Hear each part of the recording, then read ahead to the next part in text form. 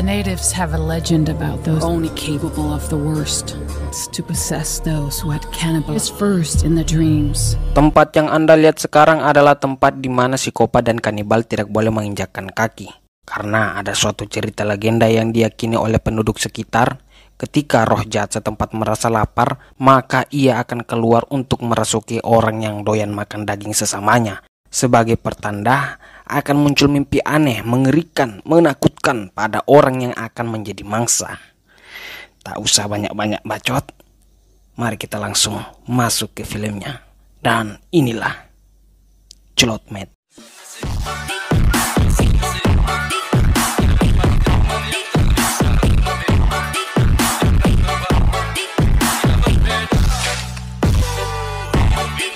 Condemned to become like it. Inside until Friday, even Saturday. Very best time of year. Berfokus pada seorang wanita pekerja restoran bernama Anna yang baru saja ingin menutup toko tapi tidak jadi setelah ada pelanggan terakhir datang. Cuaca di luar yang sangat dingin membuat si pria memesan secangkir kopi panas dan roti. Setelah pesanannya sudah jadi, di saat lagi menikmati, datang seorang pria bernama Vincent yang langsung marah-marah terhadap Anna. Dan setelah diketahui alasannya, si Vincent ini adalah mantan suami Anna yang ingin bertemu dengan anaknya, tapi tidak diperbolehkan. Merasa terganggu, si pria bernama David ini memotong perbicaraan mereka yang membuat Vincent langsung menghampirinya. Dengan sedikit intimidasi, Vincent menyuruh David untuk mengulangi perkataannya. Tapi dengan ekspresi santuy, David tidak menanggapinya, yang membuat Vincent meludahi makanannya dan menyuruhnya untuk memakannya. Di situasi seperti ini yang seharusnya perkelahian yang akan terjadi, si David dengan sangat cerdas mampu membuat Vincent berhenti mengganggunya dengan cara memanfaatkan perasaan sebagai seorang ayah. Dengan tenang, David mengajak Vincent berpikir. Jika Vincent menyakiti di antara mereka berdua dan jika polisi mengetahui itu,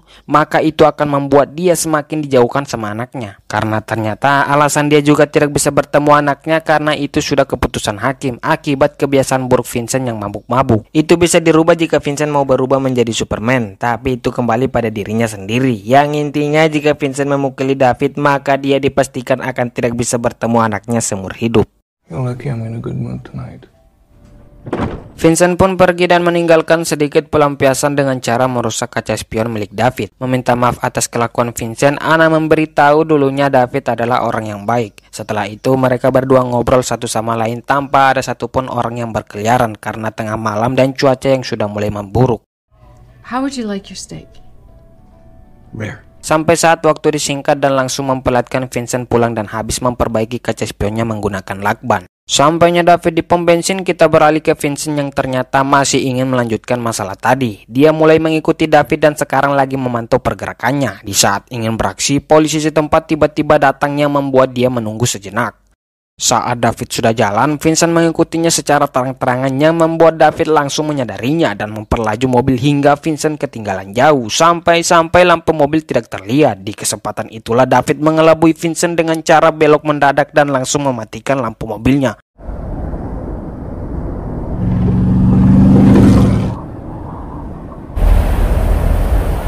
David pun lanjut setelah dirasa sudah aman, tapi cuaca pada saat itu tidak aman karena hujan salju sudah mulai parah sehingga pemandangan David bermasalah yang alhasil sialnya mobilnya David kepeleset yang membuat dia harus terjebak di sini dengan perkiraan waktu yang nampaknya cukup lama sampai badai salju mulai reda, ditambah dia harus berjuang melawan dinginnya cuaca. Dia tidak bisa memanggil bantuan karena tidak ada sinyal dan benda paling berguna sekarang hanya penghangat ruangan. Untuk membuat perasaan tenang, dia memilih untuk sebatang terlebih dahulu, tapi saking tenangnya dia ketiduran sampai esok hari dengan rokok yang masih menempel di mulutnya.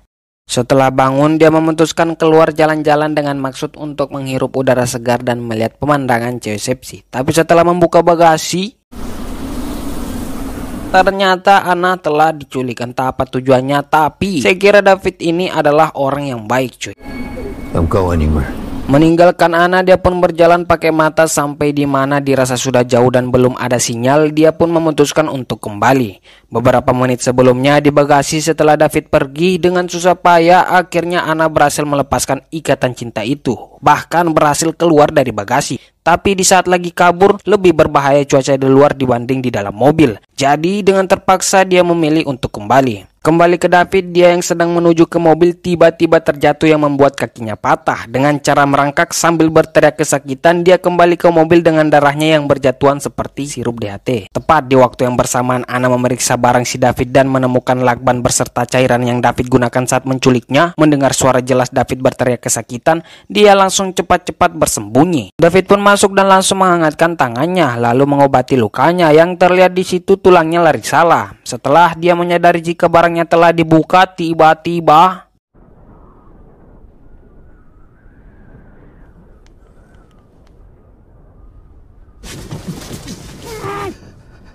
ya, Anna berhasil membuat David tak sadarkan diri. Sementara David yang tak sadarkan diri bermimpi melihat seekor rusa yang mati dan tangannya berlumuran dengan darah. Singkat cerita, David yang tersadar menemukan badannya yang sudah terikat. Lalu Anna mengambil posisi yang mana siap sedia menggorok lehernya dengan maksud untuk bertanya siapa David sebenarnya dan apa tujuannya, mengapa dia menculiknya, mengapa dia tidak langsung membunuhnya, dan masih banyak pertanyaan yang lain. Di sini terungkap ternyata David ini adalah seorang psikopat yang hobi menculik wanita. Dia telah banyak melakukan hal yang sama sebelumnya, tapi kali ini nampaknya bukan keberuntungannya, meskipun awalnya pengakuan ini sempat dia rahasiakan. Dengan beberapa jawaban dan penjelasan dari David, Anna sudah mulai memahami situasi sekarang. Jika yang harus mereka lakukan sekarang hanyalah bagaimana caranya bisa bertahan di dalam mobil ini sampai badai salju mulai reda tanpa makanan dan minuman. Lalu David yang merasa Anna mudah dibodohi mempengaruhinya buat melepaskan ikatannya, karena ini tidak ada gunanya mengetahui kondisi mereka sama-sama tidak menguntungkan. Tapi Anna ternyata tidak semudah itu untuk terpengaruh. Dia bahkan sebenarnya ingin David mati, tapi tidak untung sekarang. Tunggu sampai dia bisa pergi dari sini lalu meninggalkan David sendiri, dan akan dia pastikan di situ dia akan membuat David mati dengan cara tersiksa, memecahkan kaca mobil. Lalu cuaca dingin itu akan membunuh David secara perlahan sampai membuat dia membeku. Setelah membuka dompet David, Anna menemukan banyak identitas samaran yang David gunakan untuk menangkap korbannya, juga beserta KTP korban yang telah dia bunuh. Lalu menyadari jika David ini ternyata telah banyak mengetahui tentang dirinya, bahkan tentang anaknya. Juga sadar jika sebelum David melakukan aksinya, dia sudah mempersiapkannya dengan matang-matang, mengintai korban terlebih dahulu, mempelajarinya, dan yang paling penting wanita yang dia pilih adalah orang yang lemah, kesepian, tidak banyak kenalan, tidak terkenal, orang yang jika hilang tidak terlalu kentara. Setelah itu, Anna yang merasa David terlalu banyak bicara membuatnya tak sadarkan diri menggunakan cara yang sama David lakukan terhadapnya. Singkat waktu di malam hari, David yang tidur tersadar setelah kembali bermimpi buruk melanjutkan mimpinya tadi yang kali ini dia lihat adalah sosok makhluk yang aneh sangat menakutkan ada di depan matanya. Anna yang menyadari David bermimpi buruk hanya penasaran seperti apa mimpi seorang psikopat. Tidak ada jawaban, dia pun pergi kencing di luar dan memperingati David untuk tidak melakukan hal yang bodoh. Tapi tepat setelah Anna keluar, David berusaha mengunci pintu dari dalam dengan cara susah payah menggapai kunci dalam kondisi tangan yang terikat. Setelah berhasil, itu justru memperburuk keadaan karena Anna menghancurkan kaca satu buat dia bisa masuk dan hanya menutupinya menggunakan lakban. Dan sudah jelas ruangan sekarang lebih dingin dibanding yang sebelumnya. Murder or is that an accident? It's ended. I didn't even know I was hungry. Setelah keadaan mulai tenang, David bercerita dengan bangga tentang kehidupan psikopatnya. Kenapa dia suka membunuh, kapan pertama kali dia membunuh, dan kenapa wanita yang dia bunuh. Wanita pertama yang dia bunuh bernama Casey dengan cara memberinya tumpangan secara gratis. Tentu momen ini juga tidak mudah dia dapatkan karena sebelumnya dia sudah berjam-jam mengendarai mobil. Umumnya kebanyakan wanita curiga terhadap seorang lajang sendirian di mobil, maka dari itu kebanyakan mereka menolak menaiki mobil tersebut. Tapi dia sudah tahu itu, makanya memakai cincin seolah-olah sudah menikah dan membawa boneka beserta kursi anak-anak agar dikira hanya seorang bapak-bapak normal pada umumnya. Di sini Casey yang mengira David adalah bapak-bapak normal pada umumnya masuk dengan senang hati. Sampai saat Casey mulai curiga karena David melewati jalan yang salah, terlebih lagi tingkahnya yang sudah mulai aneh, dan pada akhirnya I fucking did it. setelah kematian Casey, dia harus bersembunyi selama beberapa minggu dikarenakan ayahnya Casey adalah seorang hakim. Itulah yang membuat dia lebih memilih korban yang tidak terlalu mencolok seperti Anna ini. Muak dengan semua ocehannya, Anna memilih untuk menutup mulutnya. Setelah itu dirasa sudah sangat dingin sampai-sampai wajah mereka sudah terlihat kering dan agak keputih-putihan. Mereka memilih untuk menyalakan penghangat ruangan untuk sementara waktu. Setelah melihat luka David yang sudah mulai parah, kulit di area sekitarnya sudah berubah menjadi warna hitam, baterai mobil tiba-tiba habis yang membuat penghangat ruangan mati. Sempat bertahan selama beberapa waktu, tapi setelah sudah tidak tahan merasa sangat kedinginan, Anna memilih untuk menghangatkan diri dengan cara memeluk si David. Di sini mereka berdua berjuang melawan rasa dingin bersama-sama, lalu mulai bercerita satu sama lain yang membuat mereka seperti teman padahal pelaku dan korban. Kedinginan menyatukan mereka. Jika mereka tidur maka mereka mati. Tapi tiba-tiba In this tape.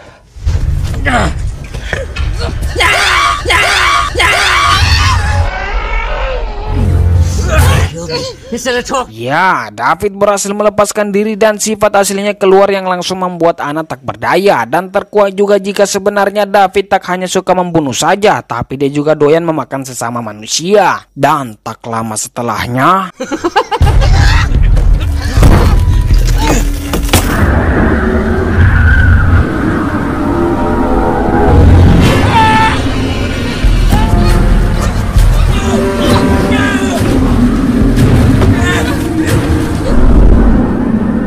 ya, muncul makhluk aneh yang tak lain dan tak bukan adalah roh jahat yang lagi kelaparan. Terlihat bentuknya tinggi, memiliki tanduk seperti rusa, menarik David hingga keluar yang alhasil menyelamatkan hidup Anna. Tidak ada waktu untuk memusingkan hal itu, Anna langsung masuk di bagasi mobil berharap itu mampu membuatnya bertahan, tetapi